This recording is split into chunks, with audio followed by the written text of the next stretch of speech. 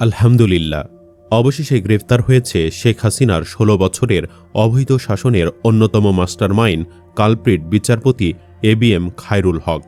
বাংলাদেশের জনগণ বিচারপতি খায়রুল হকের সংবিধান বহির্ভূতভাবে তত্ত্বাবধায়ক সরকার সিস্টেম বাতিল করার কারণে হারিয়েছিল ভোটাধিকার। শেখ হাসিনার কর্তৃত্ববাদী শাসন পেয়েছে প্রহসনমূলক নৈতিক বৈধতা। বহু তরুণের রক্তে রঞ্জিত হয়েছে রাজপথ। বৃহস্পতিবার সকাল ৮টার দিকে তাকে তার নিজ বাসা থেকে গ্রেফতার করে ডিবি। কিভাবে তাকে গ্রেফতার করল ডিবি? এছাড়া সাবেক প্রধান বিচারপতি এবিএম খায়রুল হকের সমস্ত অপকর্ম সম্পর্কে বিস্তারিত জানতে ভিডিওটি না টেনে শেষ পর্যন্ত দেখতে থাকুন। অসংখ্য অপকর্মের অভিযোগ থাকার পরেও কিছুতে গ্রেফতার করা হচ্ছিল না খায়রুলকে। এরই মাঝে গুজব রটে পালিয়েছেন খায়রুল, কিন্তু শেষ পর্যন্ত তাকে বাসা থেকে গ্রেফতারের ঘটনা প্রমাণ করে এই সরকারের একটি অংশ আওয়ামী দোসরদের পুনর্বাসনে কাজ করছে। গত বছর সাবেক প্রধান বিচারপতি এবিএম খায়রুল হকের বিরুদ্ধে বিচারক হিসেবে দুর্নীতি ও বিদ্বেষমূলকভাবে তত্ত্বাবধায়ক সরকার ব্যবস্থা বাতিল করে বেআইনি রায় প্রদান এবং জাল রায় তৈরি করার অভিযোগে শাহবাগ থানায় মামলা দায়ের করা হয়। ২০১০ সালের ৩০ সেপ্টেম্বর দেশের ১৯তম প্রধান বিচারপতি হিসেবে শপথ নেন এবিএম খায়রুল হক। ২০১১ সালের ১৭ মে ৬৭ বছর পূর্ণ হওয়ায় তিনি অবসরে যান। আওয়ামী লীগ সরকারের শেষ সময়ে তিনি আইন কমিশনের চেয়ারম্যান হিসেবে দায়িত্ব পালন করেন। গত বছরের ৫ আগস্ট ছাত্র জনতার অভ্যুত্থানে শেখ হাসিনা সরকারের পতনের পর ১৩ আগস্ট তিনি আইন কমিশনের পদ থেকে পদত্যাগ করেন। এরপর থেকে আর তাকে প্রকাশ্যে দেখা যায়নি।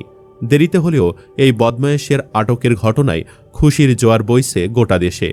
আহমেদ নামে একজন ফেসবুকে লিখেছেন, তত্ত্বাবধায়ক সরকার ব্যবস্থা বাতিল করে তিনি বাংলাদেশকে গভীর রাজনৈতিক সংকটে ফেলে দিয়েছিলেন।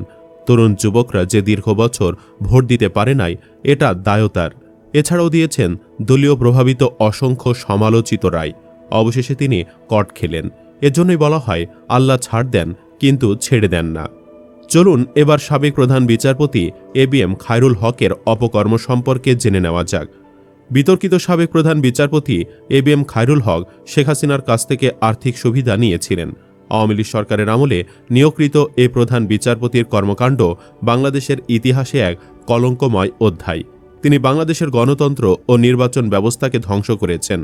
হাসিনা সরকারের দীর্ঘ ১৭ বছর যাবৎ ক্ষমতায় অটুট রাখার ক্ষেত্রে তার ন্যাক্কারজনক ভূমিকা সবার কাছে নিন্দনীয়। তিনি তত্ত্বাবধায়ক সরকার পদ্ধতি বাতিল সহ বিভিন্ন গুরুত্বপূর্ণ মামলায় বিতর্কিত রায় দিয়ে আওয়ামী লীগ সরকারের এজেন্ডা বাস্তবায়ন করেছেন। বিচারপতি এবিএম খায়রুল হক একজন দুর্নীতিপরায়ণ ব্যক্তি। তিনি সাবেক প্রধানমন্ত্রী শেখ হাসিনার কাছ থেকে ১০,৩৭,০০০ টাকা আর্থিক সুবিধা নিয়েছিলেন।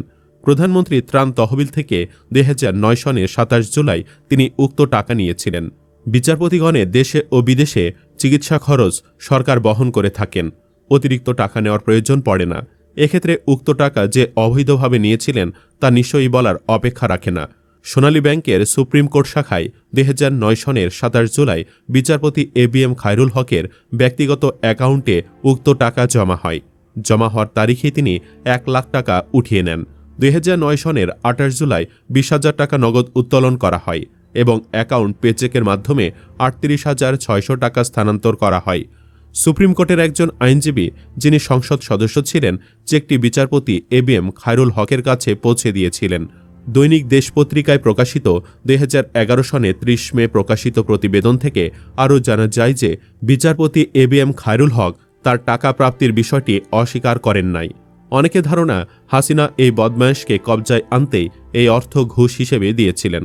খায়রুল হক কেবল তত্ত্বাবধায়ক সরকার বিলুপ্ত করে দেশকে ধ্বংসের দিকে নিয়ে যান নাই, তিনি আরও বেশ কয়েকটি বিতর্কিত রায় প্রদান করে সম্পূর্ণ বিচার ব্যবস্থাকে প্রশ্নবিদ্ধ করেছেন।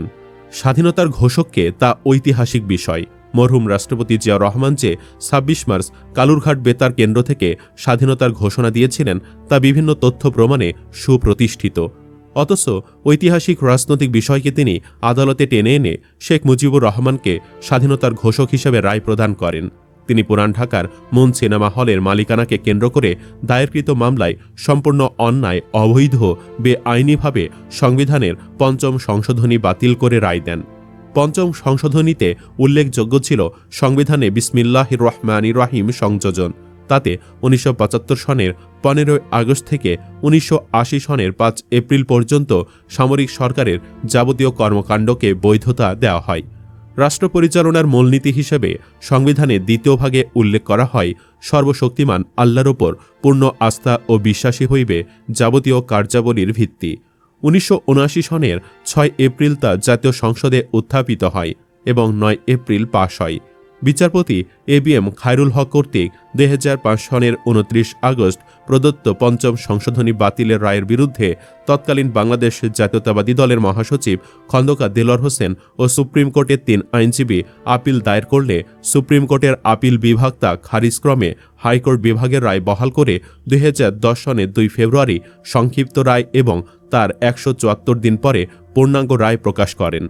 আপিল বিভাগে যারা রায় প্রদান করেন তারা হলেন তৎকালীন প্রধান বিচারপতি মোহাম্মদ তোফাজ্জল হোসেন, বিচারপতি মোহাম্মদ ফজলুল করিম, বিচারপতি মোহাম্মদ আব্দুল মতিন, বিচারপতি BK দাস, বিচারপতি মোহাম্মদ মোজাম্মেল হোসেন ও বিচারপতি SK সিনহা।